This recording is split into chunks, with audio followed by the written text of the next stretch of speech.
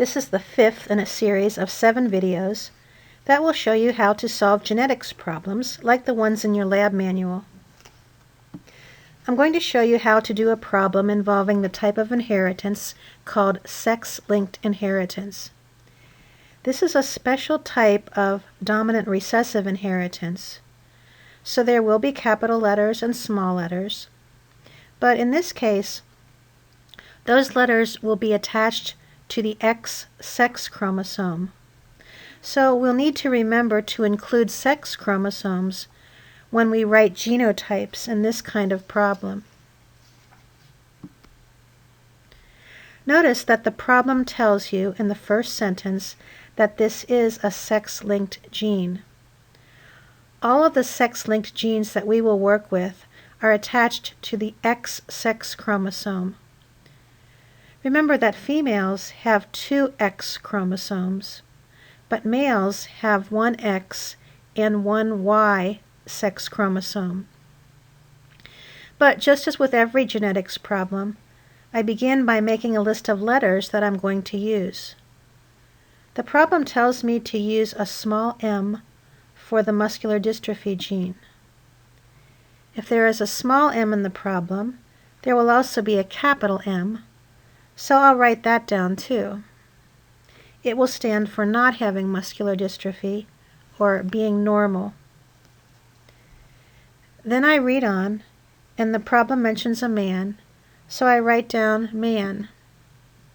I want to write his genotype, but because this is a sex-linked problem, I first have to give him his sex chromosomes. He has an X and a Y. I'll write woman for his wife and give her the correct sex chromosomes, which will be XX. Now I need to attach M's to all of the X's I have written. Since the man is healthy or normal, I know he must have a capital M attached to his X. I write it as a superscript. The problem said the woman has muscular dystrophy, so I know she must not have any capital M's. She must only have small m's. I attach a small m to each of her X's. Now I'm ready to draw the Punnett square. I put the man's sex chromosomes and whatever was writing on them in the boxes across the top to represent his sperm. The female's eggs go on the left side of the Punnett square. Next, I bring together the X's and Y's and whatever was writing on them to show their possible children.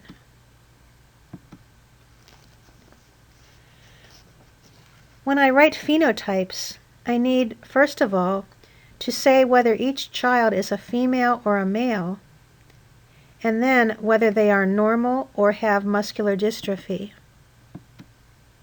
I'm using MD for muscular dystrophy here.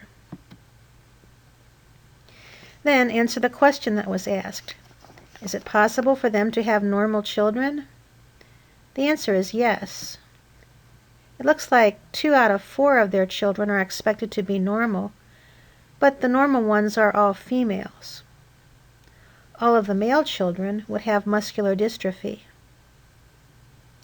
You should try the problems in your lab manual that involve sex-linked inheritance now.